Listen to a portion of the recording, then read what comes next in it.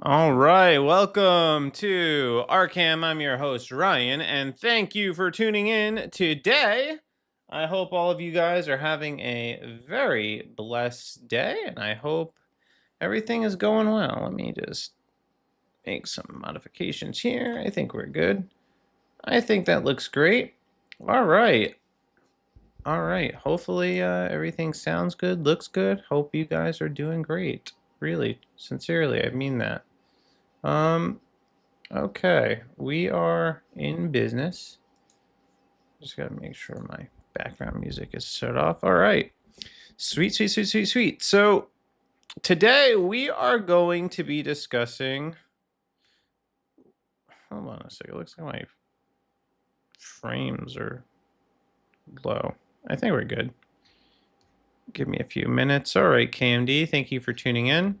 So today we are going to be talking or covering the memorial service, or not memorial service, the Medal of Freedom Award given to Charlie Kirk. So we'll play that video.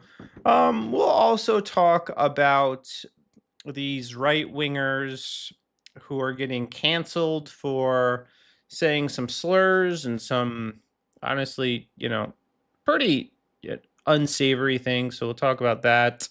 And then what unity on the right actually means, because I think, like, I'm all for unity. All right, I think we do need to be united, um, but we have to be careful about what we are uniting with, and I think that's really important.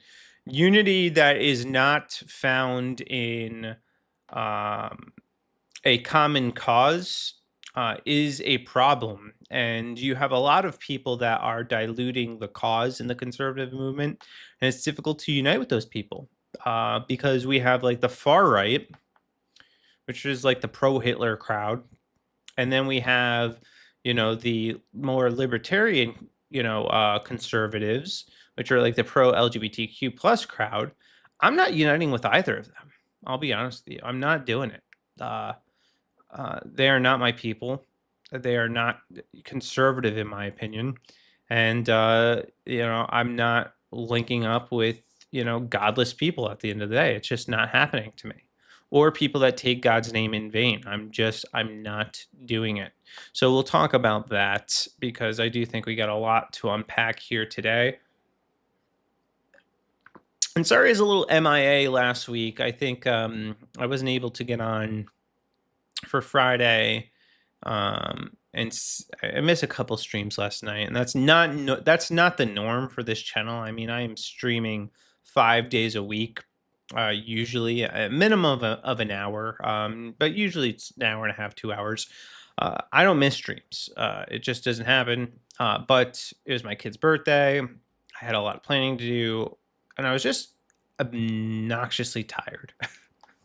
So I took that time to rest, spend time with family, celebrate Sukkot. So yeah, all of it was fun stuff. And I'm glad that I did it.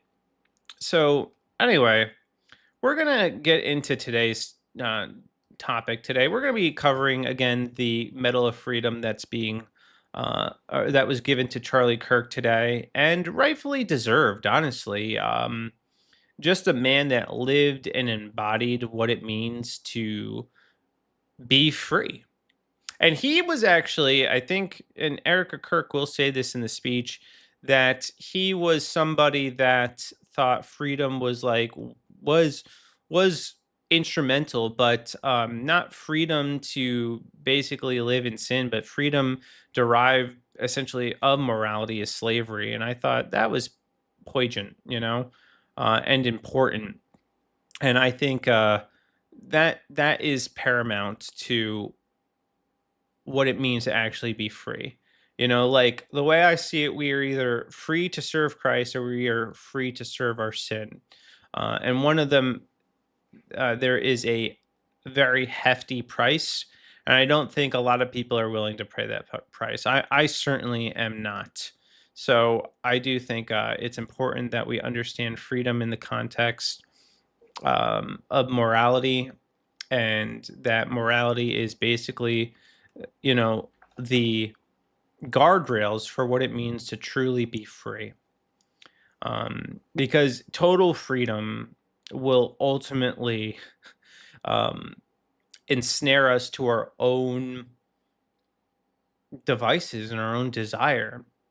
So there has to be morality that is guiding this freedom, and the freedom to choose to do the right thing and the good thing, and the thing that brings us hope and meaning in our lives, to ultimately be a force of tremendous good in this world. That is the freedom that I do believe we have. We have the freedom to do what is good, what is right, and what is beautiful, and that is the freedom that we should embrace.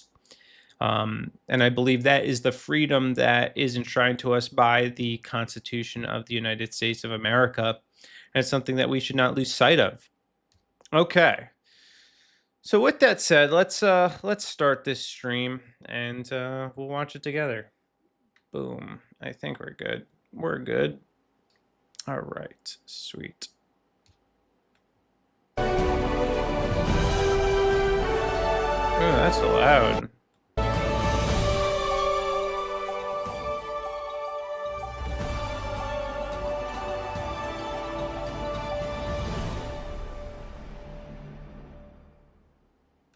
Not loved.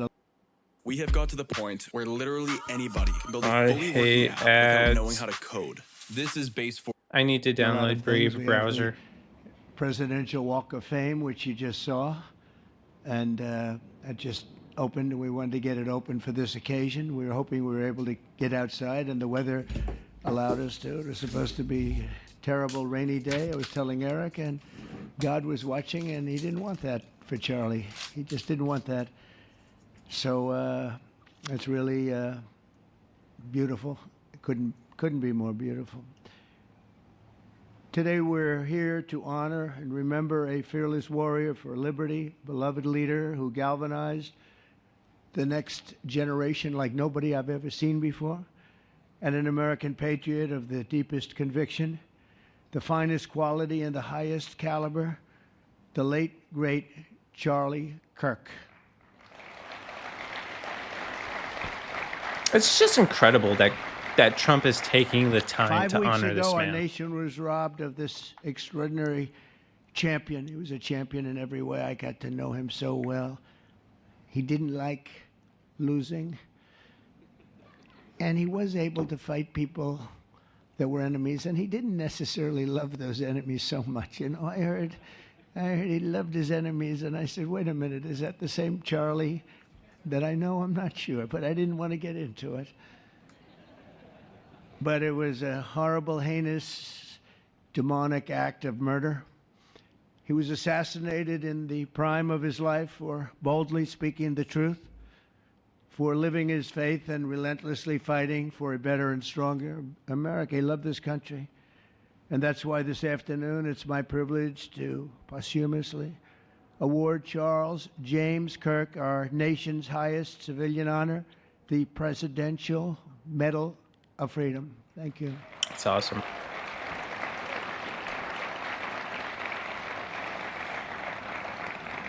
As you know, only hours ago, I returned from a very historic trip to secure peace in the Middle East. People said that couldn't be done. Charlie felt it could be done.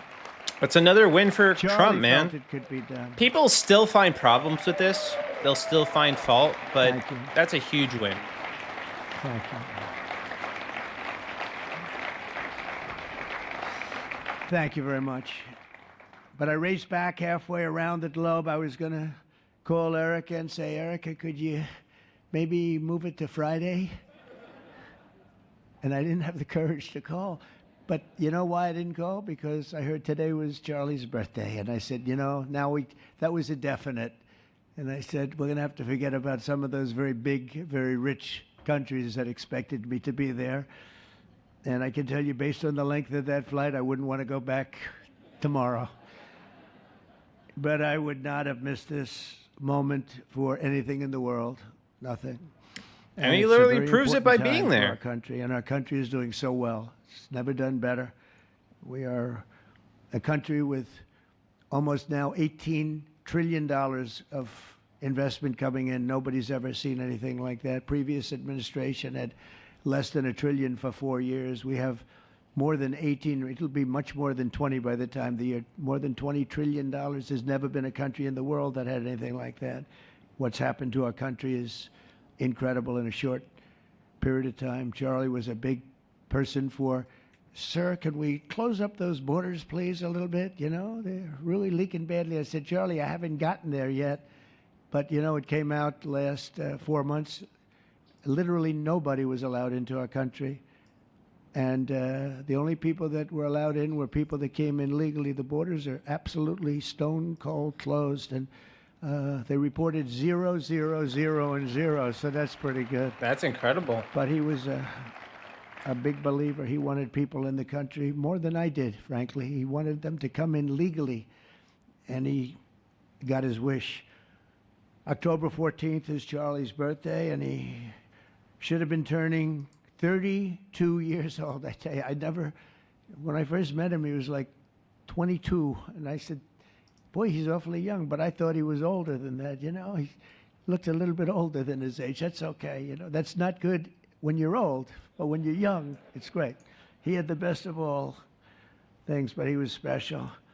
But instead, Charlie is attaining a far more important milestone. Yeah. We're entering his name forever into the eternal roster of true American heroes. He's a true American hero, an amazing person, way, way beyond his years. And I'm honored to be joined by a woman who has endured unspeakable hardship with unbelievable strength, and that's Charlie's widow, Erica. And I just want to thank you, Erica. He loved you so much. I was with him. Oh, please. Thank you, darling. Thank you. I was with him before I met Erica, and he told me he was going to get married. He said, you won't believe how beautiful she is. I said, well, then now that I meet her, he's right. But then he also said, and you know what? She's like the smartest person I know. See, they do go together on occasion. Not often. Not often. But on occasion they go together. But he was in love with you. He was deeply in love with you. It's great.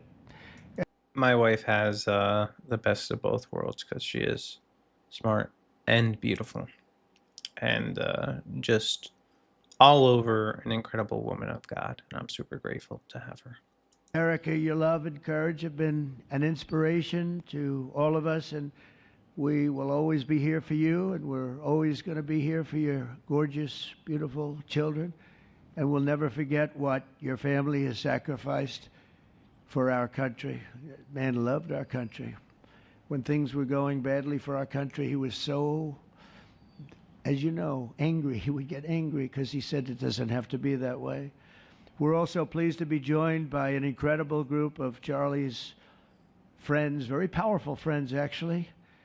and some not so powerful, and they're actually better people. Okay, I know them all. They're the less powerful ones. I have to tell you that, all of you power guys down here, the best ones in the group are the ones that are less successful, but that happens too. No, they're all great, and they're here. And let's start with Erica's father. Where is Erica's father? Where are you? Where are you, Dad? Oh, look at him. Wow. I want to get a hat like that, too. I like that.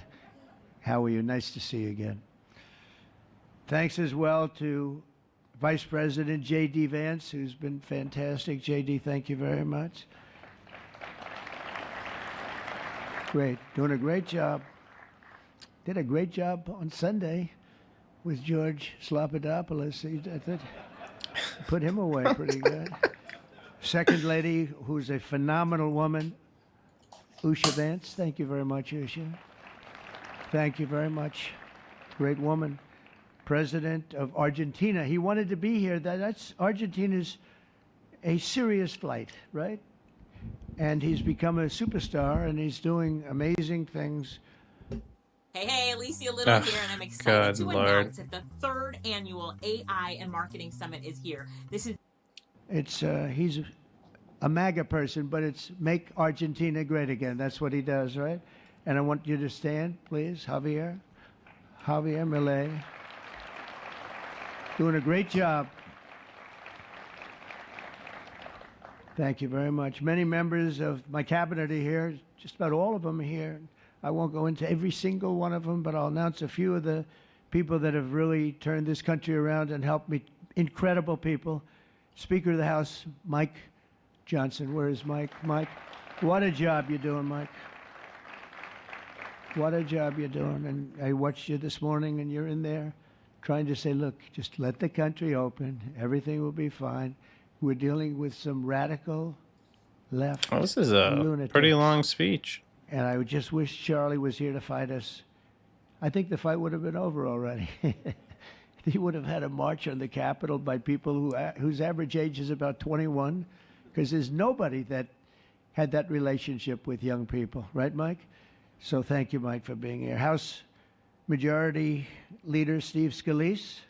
Steve, All right, let me skip ahead like 5 minutes. A brave guy. Yeah, you know what? Let me do that real quick. I'm gonna take a quick intermittent break and just download Brave browser because I can't stand the stupid ads.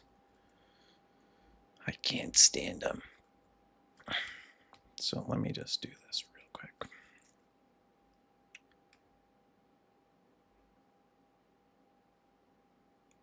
It should take me all but like 10 seconds. Oh, hold on.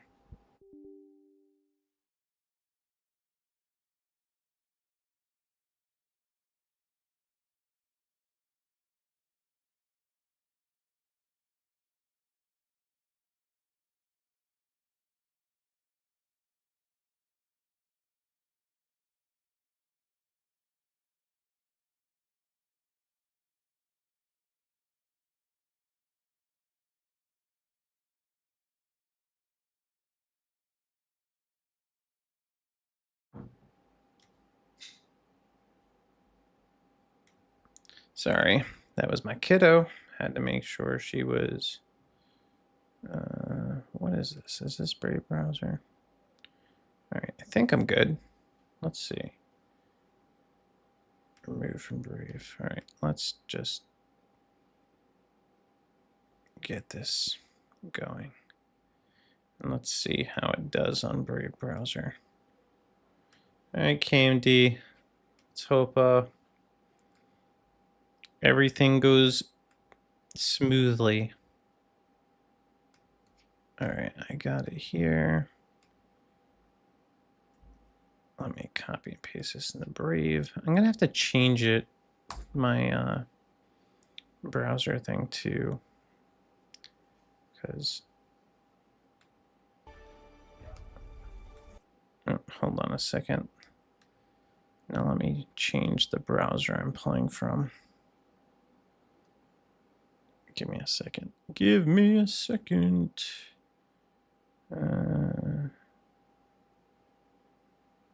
Bingo. All right. We're going to probably fast forward a little bit I think. Senators, there's so many of you. Charles James Kirk was a visionary and one of the greatest figures of his generation. He was truly There we an go. amazing figure and growing leaps and bounds. He knew that the fight to preserve our heritage is waged not only on the battlefield and in the halls of power, of which we have tremendous power here, including the head of a place called war. We call it now war. We had defense. We had our Secretary of Defense. Now we have a Secretary of War. And somehow I think it's more emblematic, and hopefully we'll never have to use war. But the fact that we're ready is very good. Peace through strength. Which, by the way, I think is a welcome change. Calling it the Department of War instead of the Department of Defense does give us the posture that we're willing to both attack and defend for the sake of our nation. Because sometimes you got to go on the offensive. You can't just be on the defensive to secure the sovereignty of your nation. PN Bori Gringo, F Trump. Classic, man. F Trump. I've never heard that before, bro. Is very important, but also in the hearts of our nation's youth. That's where Charlie rode strongest. At age 18, that insight inspired Charlie to found the organization that ultimately touched the lives of millions and millions of people, and so many young people that nobody's ever seen anything like it, frankly. Turning Point USA. It's amazing, and it's actually bigger now. It's become bigger in the last few weeks than Charlie ever thought. And by the way, I did go to a Turning Point, basically like an informational setting, and there were so many people there hungry to carry on Charlie's legacy, young people, old people, so many different people just willing to get involved to carry on his legacy and ultimately advance conservative values and freedom and faith throughout this nation. And it was really encouraging to me. I might myself start up a faith chapter. We will see. But that's why I ultimately went there is, like I'm a man of faith, I'm a former pastor. I have experience in ministry. I also do have a deep, love for, politics and culture. So being able to combine those things, I think would be really cool. So we'll see how that pans out. I'll give you guys updates as the more I get involved and the more I hear. But, that initial meeting, seeing all these young people gathered together, seeing Turning Point chapters get started up in local high schools and colleges by me is encouraging. It's a definite encouragement because it just means that the death of Charlie Kirk will ultimately be one of the biggest backfires that has ever occurred, and I'm here for it. Esmeralda, that's right. Yeah, Trump love all the way. I'm all about it.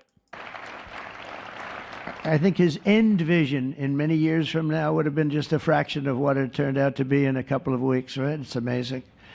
With hard work and joyful spirit and endless enthusiasm and determination. And he did have great enthusiasm. I always say you need enthusiasm to be successful. Enthusiasm. Charlie grew Turning Point into the largest conservative youth organization in the entire country. He forged a personal bond with countless young conservatives. He fought for free speech, religious liberty, strong borders, and a very strong and proud America. In everything he did, he put America first. He really put America first. Amen. And ultimately, Charlie became more than a leader of an important organization. He became the leader of historic movements all over the country. There were movements, individual movements, one movement, but it was historic. Everything he did was historic, and a true evangelist for the cause of freedom. And all this too by the age of 31. Like that'll never not be impressive to me. Most people in their entire lifetime will not ever accomplish a fraction of what Charlie Kirk accomplished in his short time on this earth, and it's pretty incredible to see how much of an impact this one man has had. And something that was very interesting about the meeting I went to yesterday is that as these people were speaking and they were sharing the lead one of the speakers came up and had said or mentioned that we all felt like we had lost someone that we knew, and that just speaks to the level of impact that Charlie Kirk had on even the people that didn't follow him religiously. The government is closed, 20 billion to Argentina. Our farmers are broke. Inflation is up. What the F? Okay. Um, well, we are securing the borders.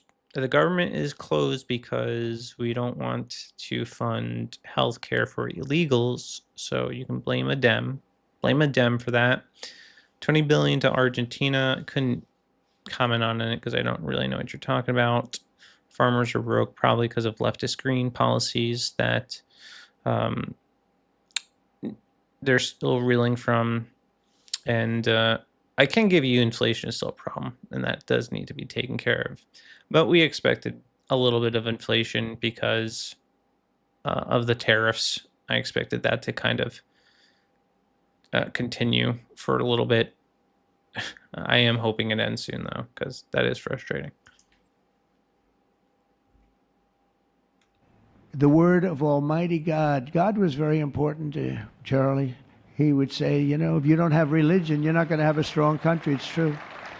He was so wise beyond his years. I talk to him sometimes and say, this guy is like a young guy. He was really a wise man.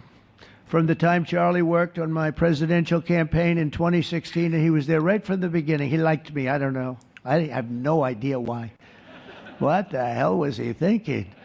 He said, you're going to win, sir. I said, I'm running against 17 senators and a lot of tough people and governors. We have all these people. And he said, no, you're going to win, sir. He said, not going to be close. And he made it happen. He helped make it happen. I'll tell you that. Without him, who knows what would be. Maybe you'd have Kamala standing here today. That would not be good. God, that would be I will tell you, horrifying. Imagine. You don't know who Kamala is. Promise. It would not be good. You agree with that, Howard? He also mobilized countless citizens to go vote. It's called Go Vote. Very simple. And with his help in 2024, we won more young people than any Republican by far in the history of our country. And we won the popular vote. We won them. Remember, they said, oh, well, if Trump could win 4, that would be nice. I win 7 by a lot, by a landslide. I'll be right back. But the popular vote was massive. And we won the Electoral College. Remember this? It would not be good. You agree with that, Howard? He also mobilized countless citizens to go vote. It's called Go Vote. Very simple. And with his help in 2024, we won more young people than any Republican by far in the history of our country. And we won the popular vote. We won the swing states, all 7 of them. Remember, they said, oh, well, if Trump could win 4, that would be nice. I win 7 by a lot, by a landslide. But the popular vote was massive. And we won the Electoral College. Remember, they said, well, it's going to be very hard. I'd say 270. Well, we got 312 to 226. And then we won something called districts and councils and different things. But in one case, we won 2,750 to 525. That's the one where you see the map is almost entirely red, except they have a little blue line on one side and a little blue line, meaning New York and a little bit Los Angeles. I have a feeling that if the vote were 100%, we would have won that too. You want to know the truth. But he knew, and he knew very well, and he also understood honesty, and he was always concerned with honesty. He said the only way we can lose is if the cheating gets so bad, and that's where we came up with a little phrase, too big to rig. We said, go out and vote. Just go out and vote. And we had that. Remember, we used to say that all the time because people would say, oh, they're going to win. We don't have to vote. Let's go to a movie. We'll come home and watch later. And he wasn't about that. So we come up to, together, we came up with that phrase, we got to make it too big. I never made a speech where I didn't say at the end, now look, the polls are showing good. Don't believe the polls. He said, we're going to make it, Susie, right? Too big to rig. So if you think we're going to win by a lot, doesn't matter. Pretend we're losing. You got to go out and vote. They voted. And at 9:02, the whole thing was over, right? 9:02. Remember they said, oh, this could go a few days. Well, it went a few minutes. 9:02.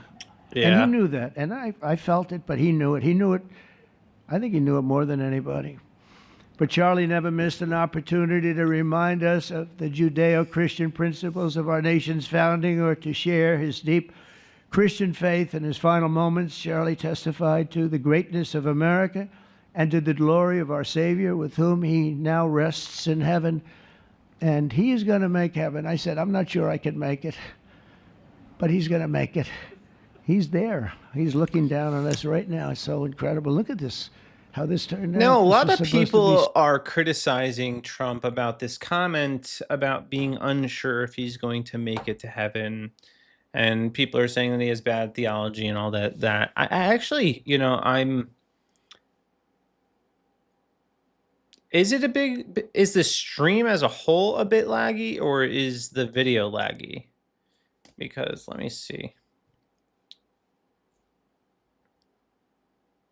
And for those of you watching on TikTok, is it laggy on your end? Because it looks good on my end.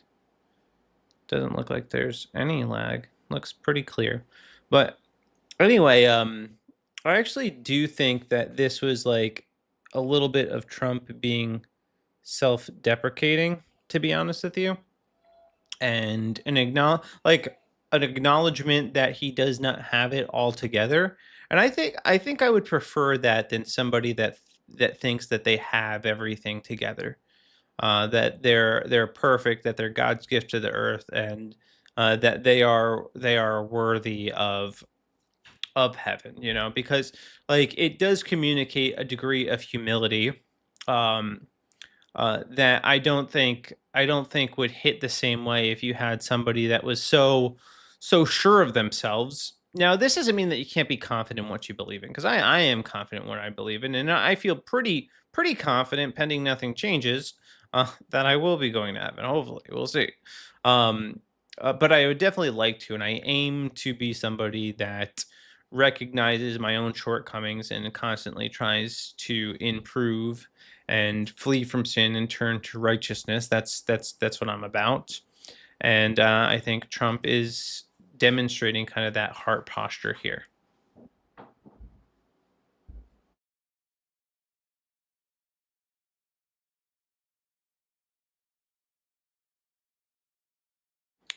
I'm gonna be right back. I'm gonna play a little bit more of this for you guys, and then we'll talk about it.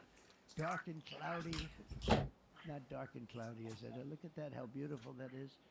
There's no artist that can capture it as beautiful as it is today. Wow, it's amazing. As I said, on the day that he was assassinated, Charlie Kirk was a martyr for truth and for freedom. And from Socrates to think, and to St. Peter, from Abraham Lincoln to Martin Luther King, those who change history the most, and he really did, have always risked their lives for the causes they were put on earth to defend. He was put on earth to do exactly what he was doing. He didn't want to waste time. He would have been a top student at any college in the country. I know the college as well. He's smarter than the guys there. He was so smart. But he almost, I guess, didn't have the time. He knew what he wanted to do. It wasn't like, gee, I want to sit in the classroom for 4 years listening to people teach me liberal principles, because they were never going to teach him that anyway. But he didn't have the time. He really didn't have the time. But every time the enemies of goodness and virtue tried to silence the voice of righteous and noble leaders like Charlie, they failed. They seem to fail. Ultimately, they look like they're doing well, and then they end up failing, because the truth has been unrelenting over the years, over history. And people like Charlie, it's just they've got a power that others don't have, and very few people will ever have. So today, like those martyrs before him, Charlie's voice, his message, and his legacy are stronger and greater than ever before. They are greater than ever before. Look, this is a horrible event, but it brought out the greatness of Charlie. Mm-hmm. Nothing could have ever supplanted this. It's incredible the way people are talking about him. And with great love. I mean, I read so many stories about some of the enemies, but I watch the enemies, and it's hard for them to speak badly about them because they just don't. And then you do have people in the days since Charles. And for the people that do speak negatively about him, they literally have to make stuff up. That's what they have to do. They have to make things up or take things out of context to make it seem like he was this bad guy, which is just pathetic, you know? So. Charlie's killing, we've seen exactly why our country so dearly needed his example. We've watched legions of far-left radicals resort to desperate acts of violence and terror because they know that their ideas and arguments are persuading no one. They know that they're failing. They have the devil's ideology, and they're failing, and they know it. Yeah. They feel it, and they become violent. They seem to become very violent on the left. Yeah. They've rammed vehicles into federal law enforcement, fired sniper rifles at ICE agents, and me, you know. But I made it.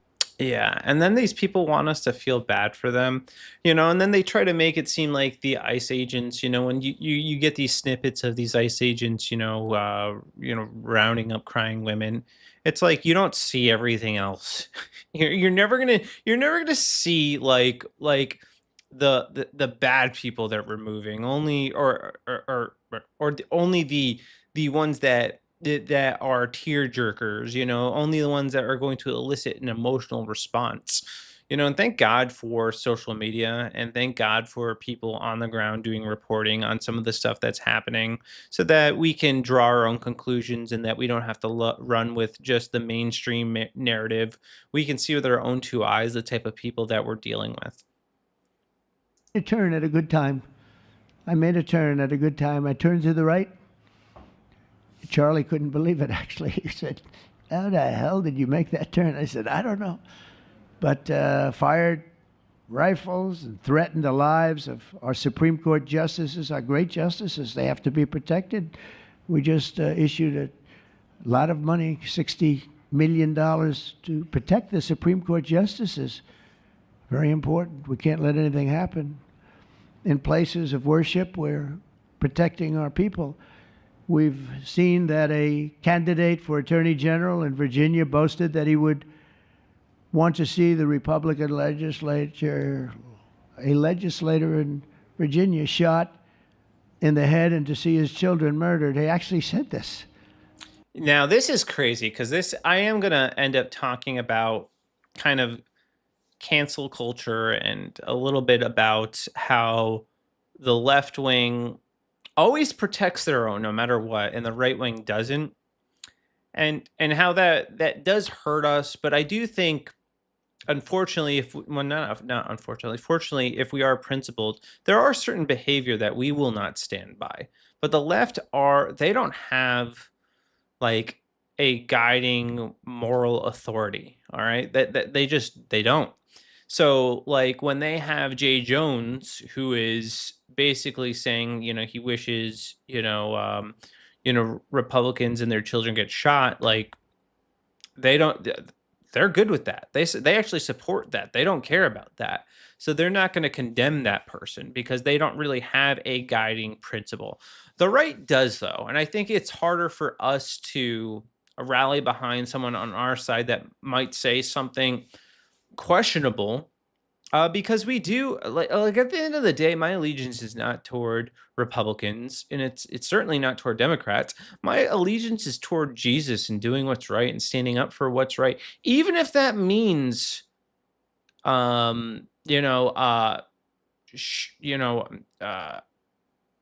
criticizing my own side, criticizing conservatives, because I will ultimately stand for truth. And there are just certain people on the right wing that I'm not going to lock arms with. I'm not going to sing Kumbaya with you.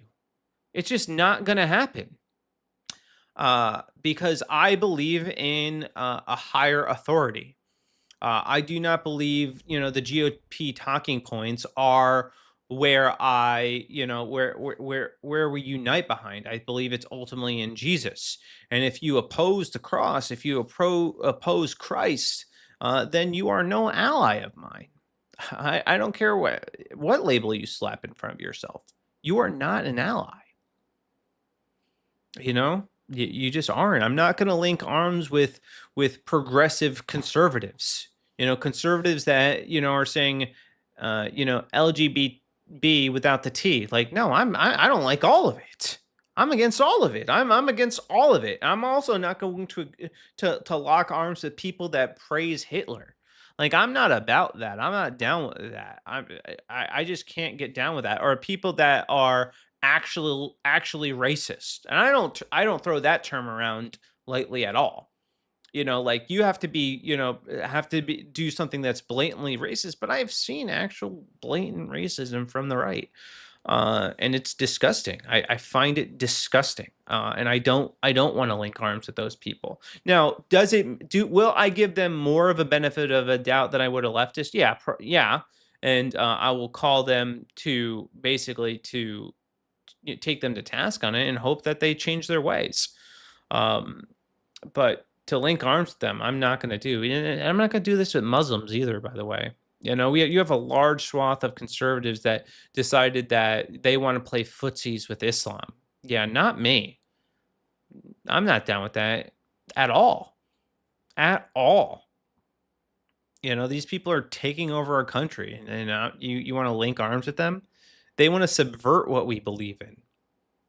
They don't care about Christianity. It's a means to an end for them.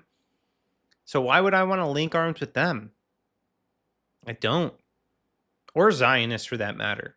I'm not pro-Israel. I'm not pro-Palestine. I'm not pro any of this garbage. I'm pro-Jesus. I'm America first. I'm about my own nation. Period. End of story. All right. And now he continues to run for office, and most people continue to back him. But he said he wants his man shot. He said shot in the head and to see his children murdered. And this is the tolerant left for you, by the way. A man that wants to see a conservative shot in the head and his children. Like, that is leftist violence for you. So when they tell you they're not violent, we have plenty of examples. We have receipts. We have the receipts, okay? They keep running. Pretty amazing, right? That's a bad one. Let's see how that turns out, but that's a really bad one. Nobody's heard that one before. Especially in the wake of Charlie's assassination, our country must have absolutely no tolerance for this radical left violence, extremism, and terror. Yeah. We're done with the angry mobs, and we're not going to let our cities be unsafe. We're going to make sure our cities are safe. When you have Chicago, where they had 4,000 people murdered over a very short period of time, 4,000 people, and then we have a governor stand up and say, oh, things are going swimmingly. No, they're not. We're going to make Chicago safe, just like we're going to make, look what we did in D.C. It's so nice that we started here, because this was one of the most violent places in the United States. It'd be dangerous to be right out here. But you couldn't go to a restaurant. The restaurants were all dying. The whole place was dying. You'd have these gorgeous, look at the Washington Monument over there. You'd have these gorgeous buildings and monuments and structures. And people were afraid to leave their apartment. They were afraid to go to work. Yeah, there's just no way that's sustainable, too. There is no way that's sustainable. And by the way, if you've ever wanted to visit Washington, I hear now's the time to go, because he actually did clean up the crime there. So you could actually go there with your family and not feel like you're going to get murdered. I think that, I don't know, that's appealing to me. Not feeling like I might get murdered is appealing to me. The norm in any city should not be that you feel like your life is on the line. You should be able to walk through cities and feel safe. And the only way to really make sure that happens, to ensure that happens, is to enforce the law. It's very simple. Enforce the law. That's it. That's all you have to do. Enforce the law, and you'll be good. Punish violent criminals. Don't let them out, and you'll be good. Your city will be safe. And this is exactly the approach that the Trump administration is taking.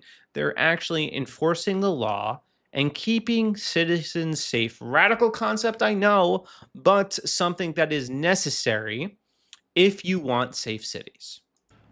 They'd get into an Uber, and they'd feel safe, and then the Uber would be attacked. They thought they made it to safety, and then the Uber was attacked on the trip in. But we've done a great job, and now it's considered a totally safe city. We haven't had problems. Took us 12 days to make it great. We took out, Pam, 1,700 hard criminals, career criminals in many cases, but these are hardened criminals. Many of them came in through the Biden open borders. We brought them back to the countries. And a couple were so violent that we put them in jail. We don't want to take a chance that they could get back in, because no matter how good we do, somebody can sneak in. They were so violent and so bad. One arrested 28 times. Every time he left prison, he'd get into a violent incident. 28 times.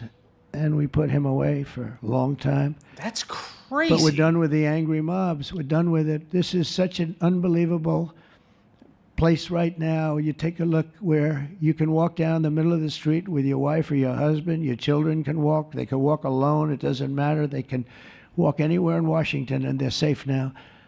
If this were a year ago, they'd have a serious chance of being badly hurt, even killed. They'd come in from Indiana, they'd come in from Iowa, they'd come from Florida to see their nation's capital, and somebody would have to call the parents, I'm sorry, but your son or your daughter's been killed. Not anymore. You hear those sirens going off? That's good. That's a good sound. That means they either got the bad guy or they're going to stop the bad guy. You didn't hear that sound because nobody wanted to do anything. Nobody. Listen to the beauty of that sound. Seriously.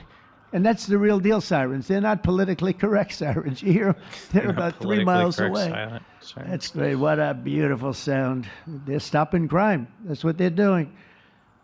So we're done with. And this is the very responsibility of the government, by the way. The job of the government is to uphold justice. That's what they're supposed to do.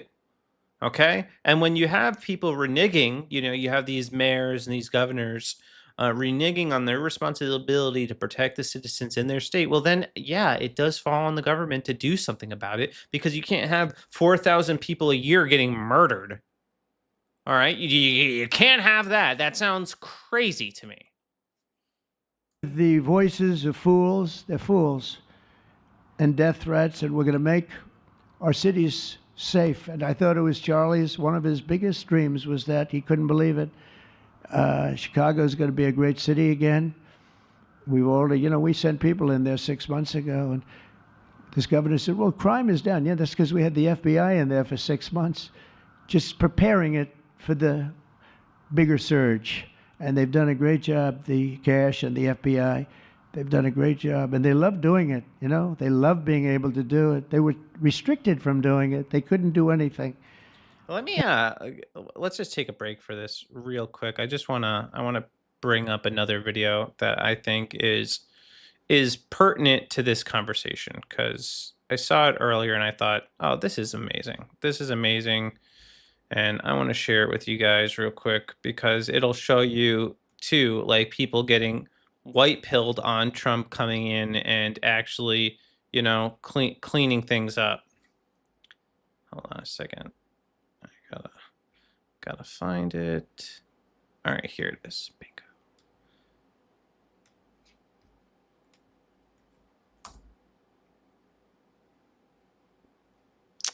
Stupid.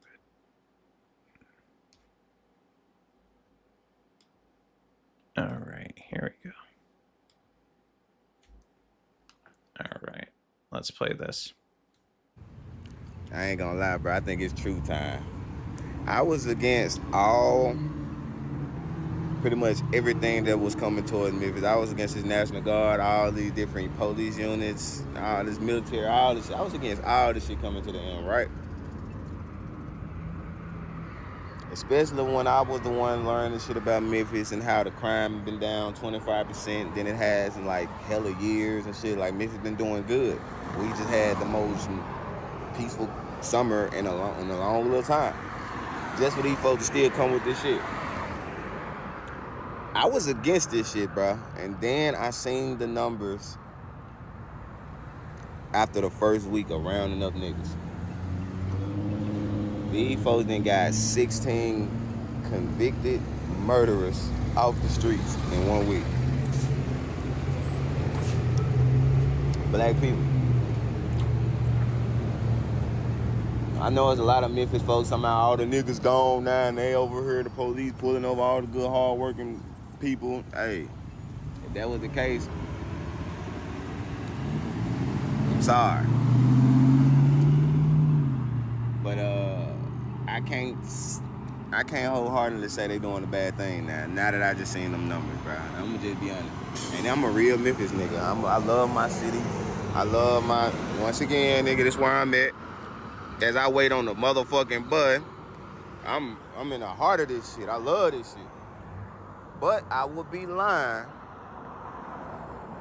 if I ain't just read them numbers and say, damn, that's a good thing for Memphis. So, I'm out of this, y'all. I ain't got no more commentary on this National Guard shit being here, the police, the over police. I ain't got shit to say to that, bro, because it's kind of hard for me to say they doing us wrong when they really getting convicted fucking murderers and fellas with guns off the street, bro. Hey, bro. Y'all just be easy, bro. Be easy.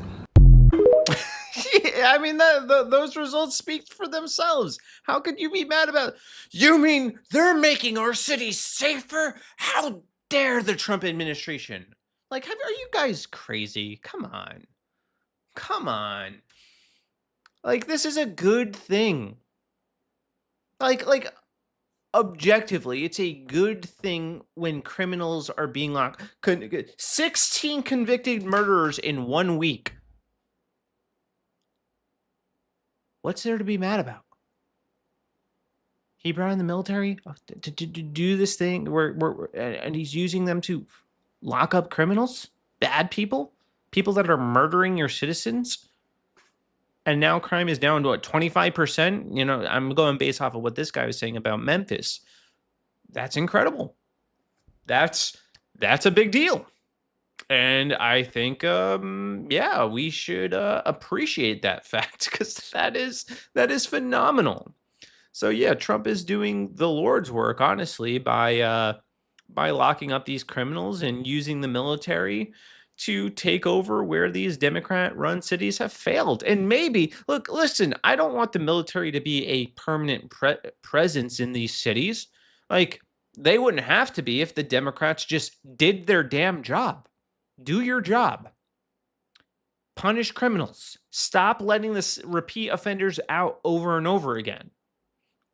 You know, it's very simple. Like, it is crazy to me that we could have a safe country if we just had the courage to enforce the law and punish violent offenders. And that includes people coming over the border. I liked he said something about locking up, you know, if illegal aliens coming in and if they're like violent offenders, they're not even deporting them. They're just locking them up. Yeah, that's the way. And two, that also sends a message too that you can't just come into our country and murder people and get away with it and just get shipped back to your own country like it's no big deal. No, you'll be punished. You know? Yeah, you'll have to face the consequences of the evil things that you have done. And I'm fine with that. I am fine with that. Punish criminals. Punish people that are doing evil, and you will have a safer country. And we should all want this. We should all want a safer country for not just our families, but our friends and our neighbors. Even if they don't like it. I don't care. I don't care if you don't like a safer country. Too bad. Too bad. We're going to make sure this country is safe, whether you like it or not. I know you maybe some of you think you would like getting stabbed more, but just trust me, you wouldn't enjoy that. That would not be a pleasurable experience. All right, let's get back to this video. It's long. I did not think it was going to be this long, but we got, I think, probably 20 minutes left. And now they're totally unrestricted. All they have to do is stop crime, and they're doing it. By the way, Memphis, as you know, you heard they went in about a week ago. One of the most dangerous places in the country, really in the world. It's not just the country. They have very few cities that would compare to some of these cities. You go to Afghanistan, you say, oh, that's unsafe. Well, the crime numbers are much better than the crime numbers in places that we have. So Memphis, I understand, is doing unbelievably in 1 week. It's like a different place. And this took 12 days, and then after that, we just perfected it. But after 12 days, we had good safety here. After 1 month, it's like, it's really amazing. And by the way, restaurants are booming. Restaurants are opening up. The big problem we have, you can't get into a restaurant in D.C. anymore. So they're opening up. It's a beautiful thing to see. It's called safety. It's called law enforcement and letting them do their job. Yeah. And that's why I said last month that I have directed the Attorney General and the Department of Homeland Security to confront the very real threat of left-wing terrorism in our country. It's a real threat.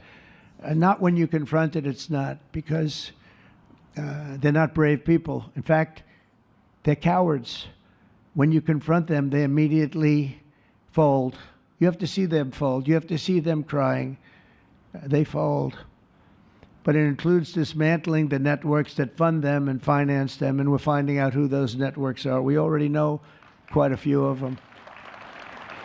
Yeah. When you see these violent incidents and then you see people holding this gorgeous sign with beautiful wood, beautiful cardboard, wood, everything's perfect paint job, and they're all the same. There are thousands of them.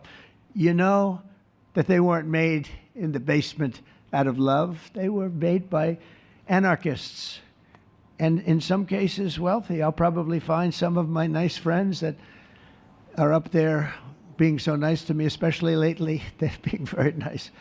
But it surprises you who they may be, and you almost wonder why would they do it? Hey, I don't wonder why they do it. They want to see the country burn. That's why they're funding these far left radicals. They want to destroy the country from the inside out and make it in their woke leftist image. That's what they want to do.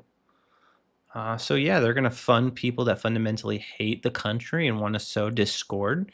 And that's what they've done. Only this time now they're not getting away with it. And now they're under a lot more scrutiny, which I think is a good thing. But they're hurting our country, and we're really taking it back one by one. If we didn't go into Los Angeles early on in the administration, the commissioner, the chief of police, Los Angeles, said if they didn't go in, we would have lost our city. Now, they already lost 25,000 houses to fire because they wouldn't let the water come in from the Pacific Northwest, which they should have done. I said, you better do it. Yeah. They didn't do it, and we had 25,000 homes where they had no water in their sprinklers, they had no water in the fire hydrants. It would have been a different kind of a thing if they did what they were supposed to do. We had to break in. We broke in and had the water come down. They said for the environment, great, they lost 25,000 houses. It's incredible. But the commissioner said without the federal government and President Trump's intervention, we would have lost the entire city. And we have the Olympics going there soon. I got the Olympics. We have the Olympics. We have the World Cup. Oh, sick. And we have, I most didn't even know importantly, that. we have the 250th anniversary of our country. That's going to be most important. And all of these things are happening. And we're going to have safe cities. We're going to have very, very safe cities. So 1 month after Charlie's death, we still feel the terrible shock and the pain of his loss, like just about nobody I can think of. Charlie Kirk was one of a kind. He was unstoppable. And he really was. Boy, when he had an idea in his head, he would call me, sir, please, you haven't done it yet. I said, Charlie, relax. Just relax. He didn't relax. He'd call me the next day again. It got it done. But he was like indomitable and always will be. He's really irreplaceable. Nobody can replace him. But they're going to do great. But you can't replace that kind of person and that kind of talent, frankly. The word talent is an important word, but that kind of talent. Yeah. So we hold his memory in our hearts forever. Every single day of this administration, we will continue to carry out the mission for which he lived, and he really did. He lived for this country. He lived for his wife and his family, but he lived for this country, too. In Charlie's honor, we will continue like we have been to fight, and to win. We're going to win so much. Yeah. Very good. So the Presidential Medal of Freedom is a big deal. You have the Congressional Medal of Honor, military, and the Presidential Medal of Freedom, which is civilian. And the Presidential Medal of Freedom is a really big deal. Very few people get it. Very few people, frankly, qualify. It's a decision of the president, but it's a qualification that's a very hard one to get. And I would like to ask, if I might, the military aide to read Charles James Kirk's citation for the Presidential Medal of Freedom. Thank you very much. Thank you.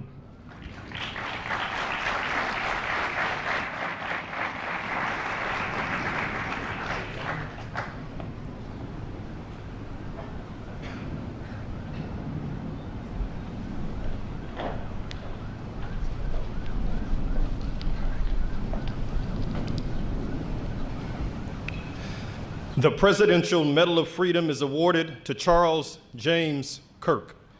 Accepting on behalf of Charlie is his wife, Mrs. Erica Kirk. Charlie Kirk was one of the most influential American political figures of his generation. At just 18 years old, he founded Turning Point USA and grew it into the largest conservative youth organization in the nation. For over a decade, he tirelessly traveled the country leading a movement to restore respect for our founding principles, reawaken our national identity, and inspire a renewed spirit of religious devotion. He was one of the great debaters and communicators of his time. Despite receiving repeated threats, he remained undeterred and modeled courage, logic, humor, and grace to the next generation. On September 10th, 2025, at age 31, Charlie Kirk was assassinated while addressing a group of students. The United States honors him as a martyr for truth and freedom.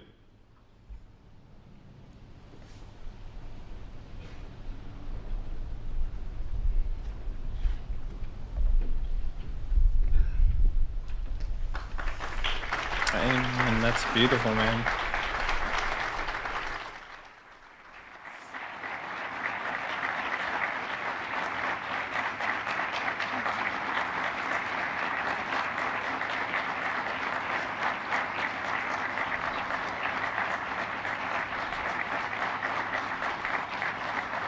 Well deserved.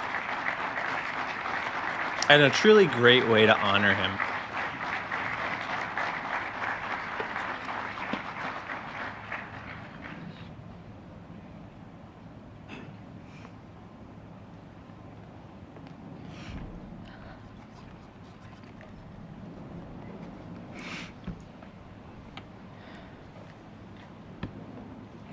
Be mindful that the goons who, these soulless people are going to find any reason to criticize Erica Kirk for the way that she mourns. But I think the way that she carries herself is encouraging and is what I would hope my wife would do if I died. I think she honors her husband very well.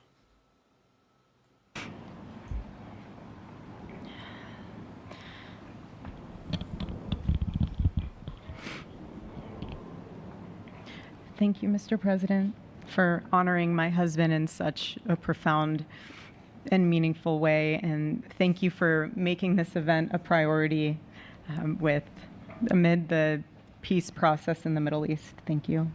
Very grateful. Charlie always admired your commitment to freedom, and that's something that both of you shared. So thank you. Your support of our family and the work that Charlie devoted his life to will be something I cherish forever, so thank you.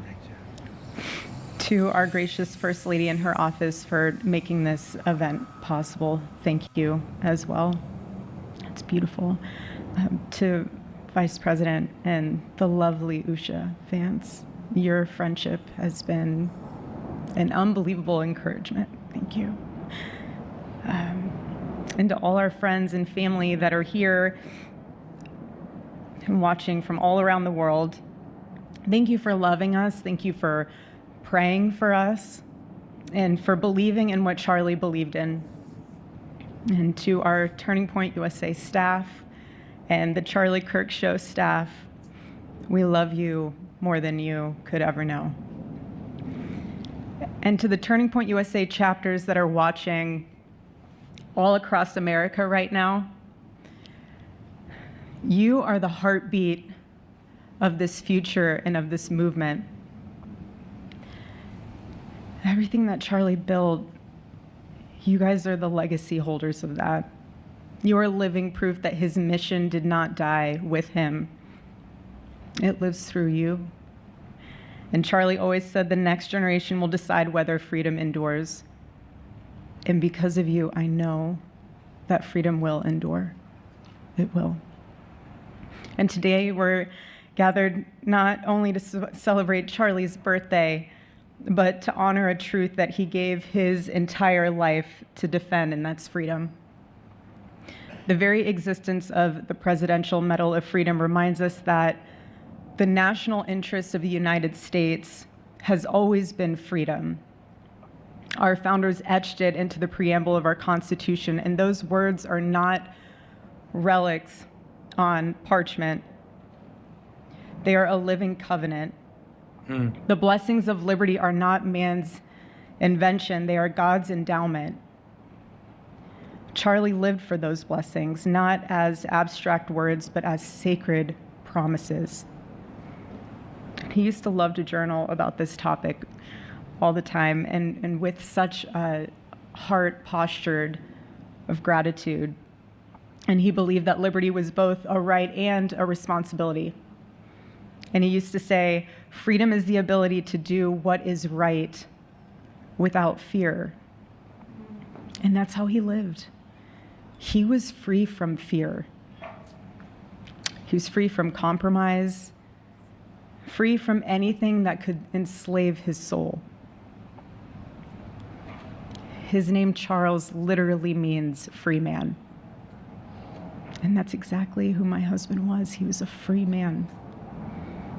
And from the time I met him, sitting across from him, being interviewed. You know, it's interesting. I heard, and let me just fact check myself on this, but I heard that Kirk also means church, which is, I think, is interesting. Yeah, the name Kirk means church. So Charlie Kirk's name literally means free man, church. You know, and it's almost like his very life is hearkening the church to take up the mantle of Christ to free man from the bondage of sin. And I think that is really profound. I mean, really, really profound. I don't think names are accidental. I don't think it's a coincidence. I think his name is prophetic in the mission that the church is called to free man from the bondage of sin and death through sharing and proclaiming the gospel. That is the call. That is the charge of the church. That is what we are supposed to do. That is our God-given responsibility. It is not something that we should take lightly.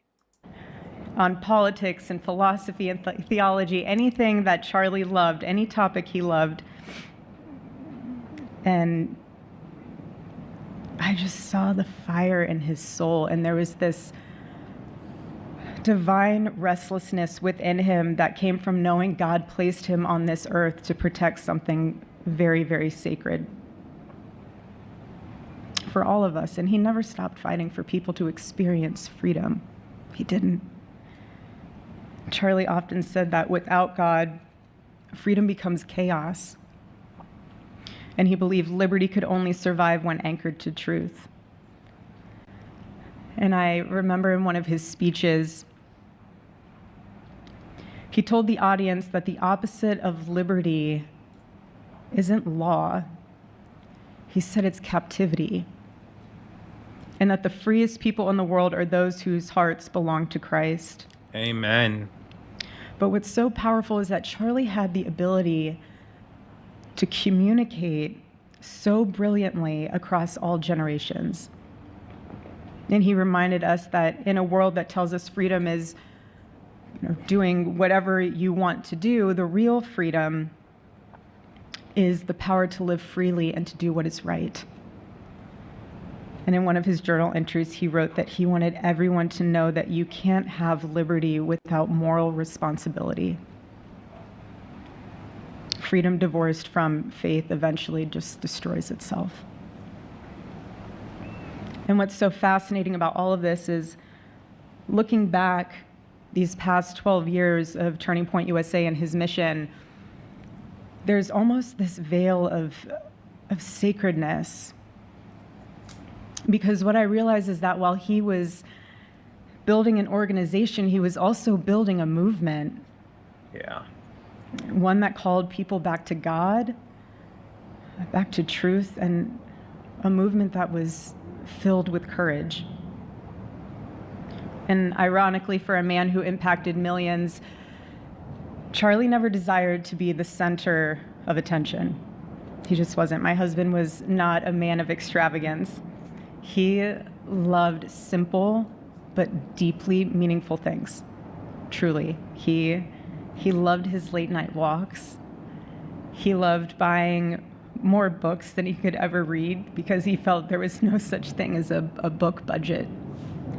And he loved being able to read to our kids the same bedtime story on repeat because he knew it was their favorite. But to him, that was special. And he loved to sit in the sun on a Saturday morning with his cup of decaf coffee, and his phone was off because he was honoring the Sabbath. And for him, it was that moment to catch his breath and just be in peace. I do want to just pause right there for a second. One of the last books that Charlie ever wrote is about the Sabbath. It hasn't been released yet. It's on pre-order. You can find it on Amazon. I highly recommend, if you haven't started observing the Sabbath, and I'm talking like the biblical Sabbath, like sundown Friday to sundown on Saturday, I encourage you to start doing that. It'll radically transform your relationship with the Father.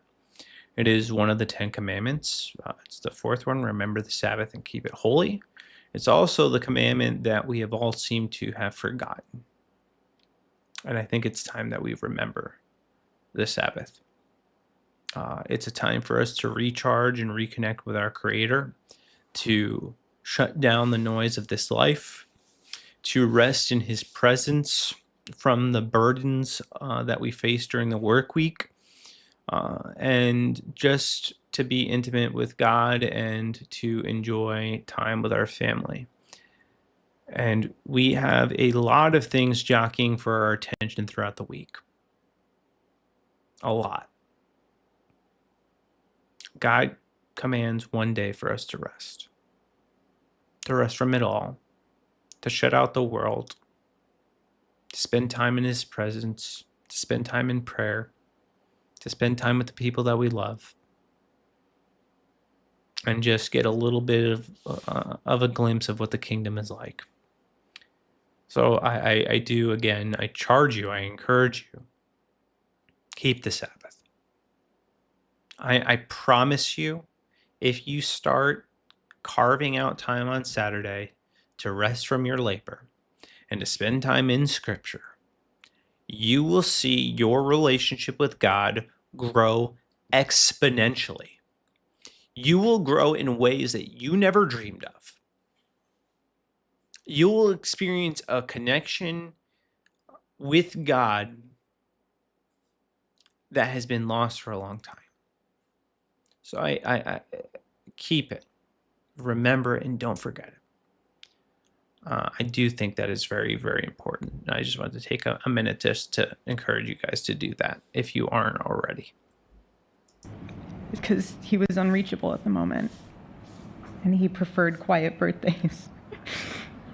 But that never stopped me from telling him. I told him every single year, I said, baby, I love your birthday. I said, because it's the day that God knew the world couldn't go another day without you.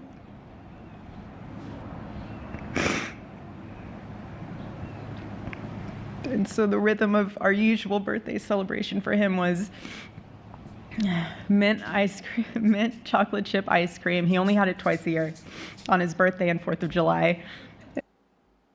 It's just, and then after that, it was back to work as usual. But last year, his one birthday wish was to see the Oregon Ducks play the Ohio State. And they won. Oregon won that night. And it was by far one of the most memorable nights of his birthday experience of his life until today.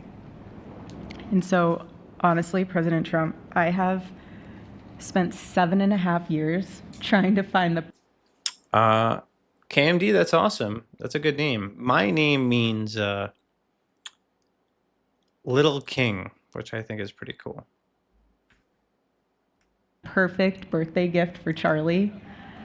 And it's so difficult. And those of you that have spouses or loved ones, you know how difficult it is sometimes to buy a gift for someone that you love, because he wasn't a materialistic man, so that also did not help. But now I can say with confidence, Mr. President, that you have given him the best birthday gift he could ever have. Thank you.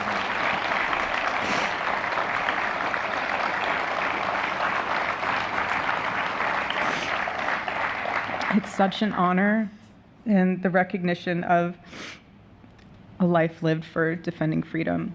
And that's what Charlie fought for until his last breath. And it was written across his chest in those final moments on one of his simple t-shirts that always carried a message. And this one bearing a single word, freedom. That was the banner over his life, and that shirt was a declaration. The same declaration he made in every speech, every campus visit, every time he shared the gospel at a church, every sleepless night that he would spend praying for the youth of this nation and planning for the future of our country, and just impressing upon them that when we defend liberty, we defend the soul to anyone what to say. He would just encourage them to think. He would encourage them to think outside of the traditional political labels. He would want them to think in a way that was anchored in wisdom and truth. But he would never tell anyone what to say. Charlie wasn't content to simply admire freedom. He wanted to multiply it. He wanted to multiply freedom. He wanted young people to taste it and to understand it and defend it. He wanted them to see that liberty isn't self-indulgence, it's self-governance under God. He wanted them to see that. And every day I'd see him getting ready for work. He'd put on his cross necklace, he'd put his ring on his finger. And the boldness in his demeanor was always fearlessness. He wasn't afraid. He was never afraid. In his daily actions, whether in office or on campus or at a church, it was always without fear. That was his creed. That is how he lived out every single day. He didn't fear being slandered. He did not. He didn't fear losing friends, I can tell you that. He didn't. He didn't care. He stood for truth and stood for freedom, and he did not, everything else was just noise to him. And it's because his confidence in Christ was absolute. That's why. There was no limit to what he would have sacrificed to defend freedom for all. And if the moment had come, he probably would have run for president, but not out of ambition. He would only have done it if that was something that he believed that his country needed from a servant's heart standpoint. And Charlie lived only 31 short years. No, he's 32, but on this side of heaven, but he lived. He lived every single second he lived. He filled every single day with purpose, and he fought for truth when it was unpopular. And he stood for God when it was costly, but that's what we're called to do. Surprisingly enough, he did pray for his enemies, which is very hard, but he did. He did. He did. No one else, I mean, I saw him do it. No, he never did it in front of anyone else, but I can attest to that. But I do think that's really important. And it's easier said than done, but I do think we are charged to pray for our enemies and to love them. And I know that ain't easy. I know it. I have some enemies that are hard to love, but that is our responsibility. We are to love those that are difficult to love, and we are to pray for those who persecute us. And we are reminded of that in the life of Jesus Christ himself, praying, Father, forgive them, for they do not know what they are doing. And then modeled by the first martyr, the Apostle Stephen, forgiving his murderers as they are taking his life, and echoing Jesus' prayer, Father, forgive them, for they do not know what they do. That needs to be our prayer.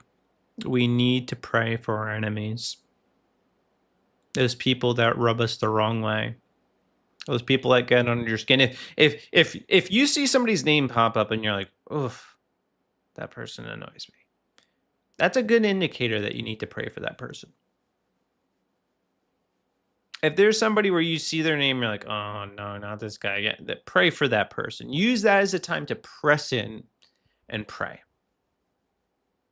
And then watch God do the impossible. I've seen God do impossible things. Just this past year alone. Things I've been praying for years. I've seen God answer.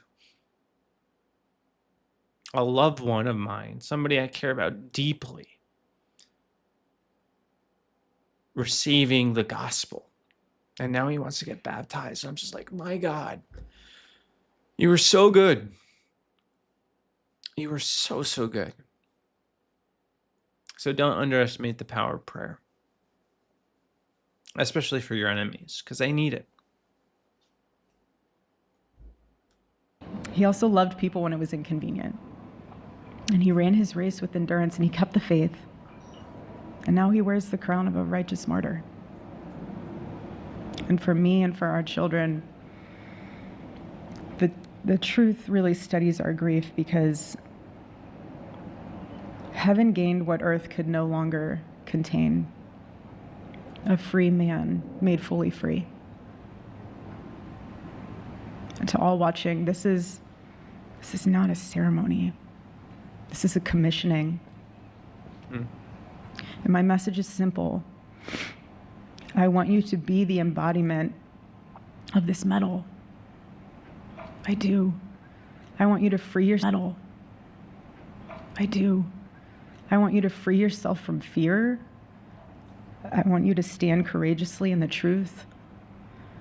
Listen for the still, small voice of God. And remember that while freedom is inherited in this country, each of us must be intentional stewards every single day. God began a mighty work through my husband, and I intend to see it through. And the torch is in our hands now. It's in mine, it's in yours, it's in all of yours. It's in all the students with Turning Point USA. And before I close, I'll share with you that I asked our daughter what she would like to say to Daddy for his birthday. Excuse me.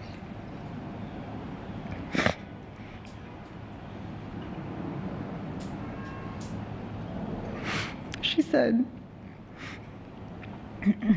"Happy birthday, Daddy. I want to give you a stuffed animal.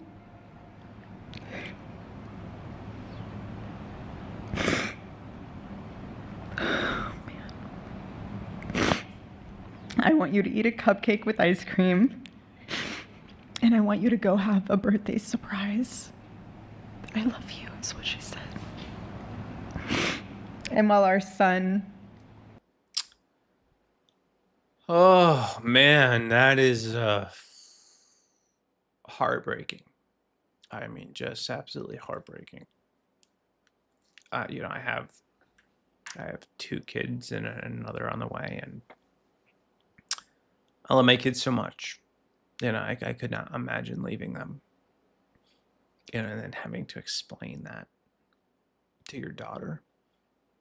God, it's just crushing. Because they're so sweet and they're so innocent, they're so pure. And tragically, these kids at such a young age got exposed to the dark side of life. And it's heartbreaking.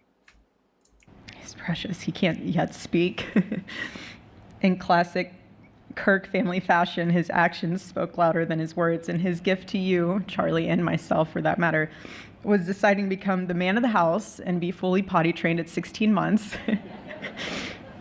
But Charlie, baby, I know that you're celebrating in heaven today, but gosh, I miss you.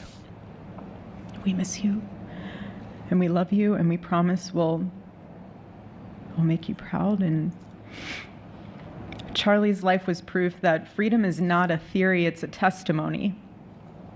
He showed us that liberty begins not in the halls of power, but in the man of a heart surrendered to God.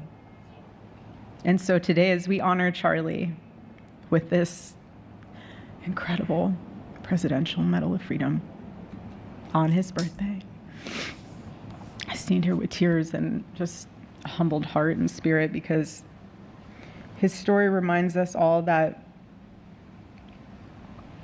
to live free is the greatest gift, but to die free is the greatest victory. Happy birthday, my Charlie. Happy Freedom Day. God bless you. Man, that was a good speech, man. Good speech from Erica. I mean, just awesome. And then pulling out some of his quotes, man. She had said that one of the things that Charlie said is that freedom is the ability to do what is right without fear. And I pray that we have that type of tenacity and that type of courage, that we can always do what's right, even when it's the most difficult, that we do what is right no matter what.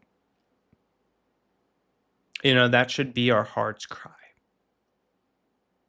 It's to live according to the truth, to live free. And true freedom is found in Jesus Christ. True freedom is found in obedience to God's word. True freedom is found in pursuing righteousness and freeing yourself from the shackles of sin. Sin will keep you in captivity. It will keep you in the dark. It will rob you of the truth. And you will remain blind. Take the blindfold off. Open your eyes. See the gospel. See the truth. Turn away from your sin. You know, the other day I did a live stream with my wife, and I made a comment about this individual's weight, and I think he took it to heart, took offense to it. And we were talking largely more broadly about the topic of homosexuality. And what I said, though, was I wasn't trying to be mean. I wasn't trying to be insulting. I was just calling a spade. And sometimes people get offended by the truth. But our responsibility to say the truth doesn't change. It does look like there's a lag now, which maybe is a good indicator that it's probably time to wrap this stream up. Man, I got so much to talk about. We'll rehash this tomorrow. Yeah, it's lagging now. We'll rehash this tomorrow, and we'll pick up where we left off. But I do appreciate you guys tuning in. I hope you have a very blessed night, and thank you for watching this stream. Deuces.